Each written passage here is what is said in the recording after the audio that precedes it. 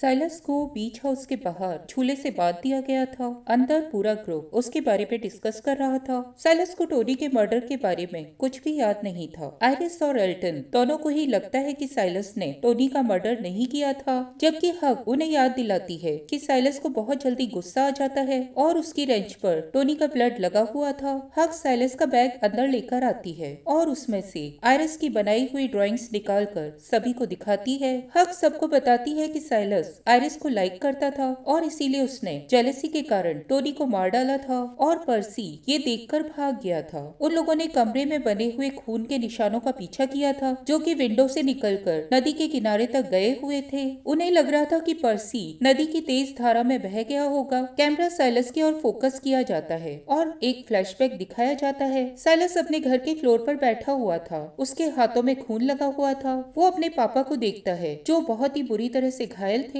और जमीन पर पड़े हुए थे। कुछ समय पहले साइलस के फादर मिस्टर प्लास्केट साइलस के ऊपर चिल्ला रहे थे कि उसने पूरी किचन खराब कर दी थी। वो उसका गला पकड़ लेते हैं। साइलस एक फ्रेम उठाकर मिस्टर प्लास्केट को मारता है और फिर उन्हें गिराकर उन्हें बहुत जोरों से मारने लग जाता है। साइलस अपने सामने जमीन पर पड़े हुए मिस्टर प्लास्केट को देखता है। तभी कोई दरवाजे पर नॉक करता है। अब एक बार फिर से प्रेजेंट में आते हैं। हक फेलिक्स से कहती है कि उन्हें साइलस को वहीं छोड़ देना चाहिए क्योंकि वो उन सबके लिए डेंजरस था। एल्टन कन्वर्सेशन को खत्म कर देता है। एल्टन इसके बाद साइलस के पास जाता है और उसे अश्योर करता है कि वो उसके साथ है। एल्टन ने देखा था कि साइलस अपने आप को या किसी और को बचाने के लिए बहुत ज्यादा वायलेंट हो जाता था। एक बार फिर से फ्लैशबैक दिखाया जाता है। साइलस अपने पेरेंट्स के साथ डिनर करते हुए हेडफोन्स लगाकर म्यूजिक सुन रहा था। मिस्टर प्लास्केट साइलस से कुछ कहते हैं पर वो हेडफोन्स के कारण उनकी बात का रिस्पॉन्स नहीं देता, जिसके कारण मिस्टर प्लास्केट साइलस के सिर को जोरों से पकड़ लेते हैं। अब एक बार फिर से प्रेजेंट में आते हैं। एल्टन साइलस को वार्न करता है और उसे बताता है कि सभी लोग साइलस को वहीं छोड़कर जाने का विचार कर रहे थे। हक टोनी के लिए ग्रेव खोद रही थी।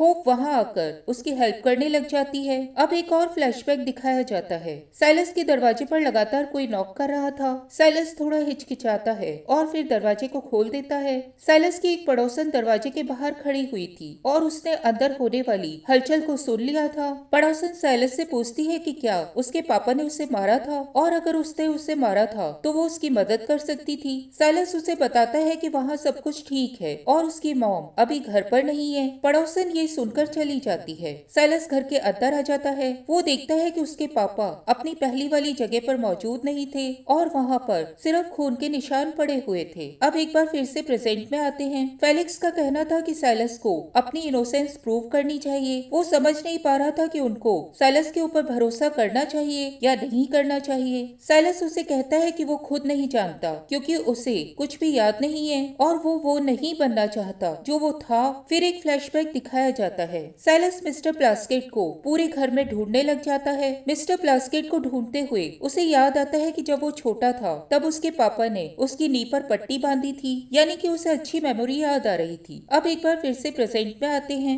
हक होप से कहती है कि उन्हें वो करना चाहिए जिससे किसी का ज्यादा भला हो, चाहे उसके लिए उन्हें सही करना पड़े या गलत, वो जरूरी नहीं है। आयरिस होप से बात करती है और उसे कहती है कि उसे साइलस निर्दोष लग रहा था। होप कहती है कि साइलस ने एक से ज्यादा गलतियां की है और उसके लिए वह अपने पापा को ढूंढने के अपने मिशन को कॉम्प्रोमाइज करने के लिए किसी भी तरह से तैयार नहीं है। इस वक्त एक और फ्लैशबैक दिखाया जाता है। साइलस मिस्टर प्लास्केट को ढूंढता हुआ बाथरूम में जाता है और उसे याद आता है कि उसने अपनी मॉम को एक बार बाथरूम में देखा था। उस वक्त वो मिस्टर प्लास्केट के हाथ से आई हुई चोटों को छुपा रही थी। साइलस सिंक में पड़े हुए ब्लड से सने हुए टिश्यूज को देखता है। तभी उसे ऊपर से कुछ आवाज सुनाई देती है। अब एक बार फिर से प्रेजेंट में आते हैं। एल्टन होप से कहता है कि वो पर्सी को ढूंढ रहा था। उसे उम्मीद थी कि पर्सी को सभी बातों का पता होगा और वो साइलस की सच्चाई बता सकता था। होप एल्टन को टोक देती है और उसे कहती है कि उन्हें उस वक्त वही करना चाहिए जो सभी के लिए अच्छा हो। एक बार फिर से फ्लैशबैक दिखाया जाता है। साइलस को ऊपर जाने पर मिस्टर प्लास्केट मिल जाते हैं। वो मरकर कन्वर्ट हो चुके थे। जॉम्बिफाइड मिस्टर प्लास्केट साइलस के ऊपर अटैक कर देते हैं। साइलस बहुत ज्यादा घबरा जाता है। वो उन्हें रूम में लॉक कर देता है और खुद बेडरूम में आकर लाउड म्यूजिक लगाकर जमीन पर लेट जाता है। जॉम्बिफाइड मिस्टर प्लास्केट दरवाजे को थपथपाने लग जाते हैं। साइलस याद करता है कि जब वो छोटा था तब उसे मिस्टर प्लास्केट ने लाउड हैवी मेटल म्यूजिक चलाकर जमीन पर लिटा दिया था। वो खुद भी साइलस की बाजू में लेट गए गए थे और दोनों म्यूजिक एंजॉय करने लगे थे। साइलस को एक और पुरानी याद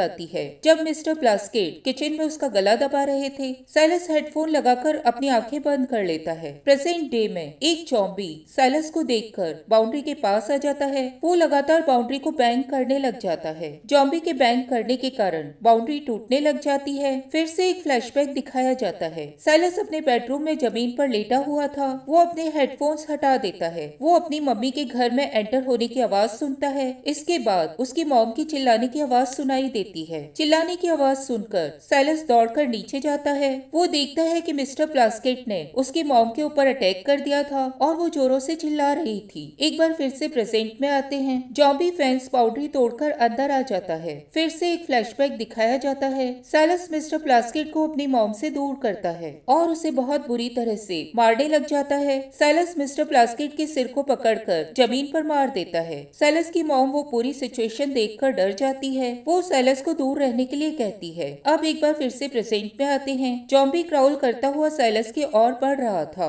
साइलस उसे अपनी ओर आते हुए देखता है और अपने हाथ खोलने की कोशिश करने लग जाता है। तभी होप वहां आकर ज़ॉम्बी को मार डालती है। वो साइलस को क्लियर करती है कि उसने साइलस को इसीलिए बचाया था क्योंकि अभी तक काफी लोग मर चुके थे। इधर रात में एल्टन आयरिस को कहता है कि साइलस को ग्रुप में रखने और ना रखने के डिसीजन पर अभी तक उनके ग्रुप में इक्वल वोटिंग हुई थी। होप और हक साइलस के अगेंस्ट में थे जबकि एल्टन और आयरिस साइलस के फेवर में थे। एल्टन का कहना था कि अगर उन्हें साइलस को ग्रुप में रखना है तो साइलस को फेलिक्स के वोट की जरूरत होगी। सुबह होने पर आयरिस साइलस के पास जाती है और उसे कहती है कि उसने किसी को नहीं मारा है और उसे पूरी सच्चाई बताने के लिए कहती है। साइलस आयरिस को क्लियर करता है कि उसे कुछ भी याद नहीं है और उसी ने अपने फादर पर्सी और टोनी तीनों को मारा था। वो अब आयरिस के लिए और कोई प्रॉब्लम क्रिएट नहीं करना चाहता था। साइलस आयरिस को बताता है कि उसने उसकी ड्राइंग्स अपने बैग में इसीलिए रखी थी क्योंकि वो उसे बहुत अच्छी लगी थी और वो उन्हें फेंकना नहीं चाहता था। आयरिस अंदर चली जाती है और सभी लोगों को बताती है कि साइलस वहाँ से जा चुका है। हक फेलिक्स से पूछती है कि क्या साइलस अब अपना माइंड चेंज करेगा। फेलिक्स को उसके ऊपर डाउट होता है। फेलिक्स हक को बताता है कि साइलस अब एक नई जिंदगी की शुरुआत करेगा, एक ऐसी जिंदगी की जो वह शुरू से जीना चाहता था।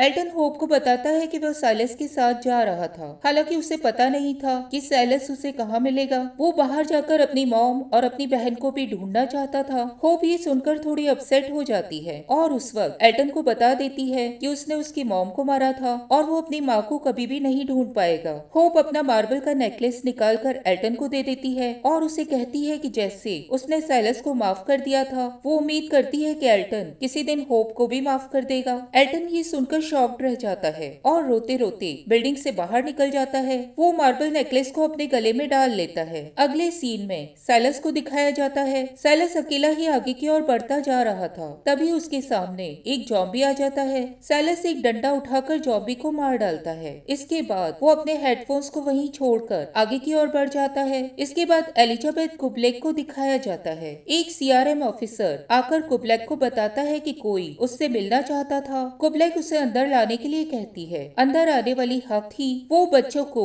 जब 48 आवर्स का टाइम देकर आसपास का इंटेल लेने गई थी तब वो कुब्लेक से मिलने आई थी। कुब्लेक होप की मॉम थी। कुब्लेक के पूछने पर होप उसे बताती है कि उनका टारगेट सेफ है। कुब्लेक हक को लेट आया हुआ देखकर उसे उसके फादर की वॉच दे देती है ताकि अगली बार वो लेट ना हो। हक चेंज करने के लिए अंदर चली जाती है।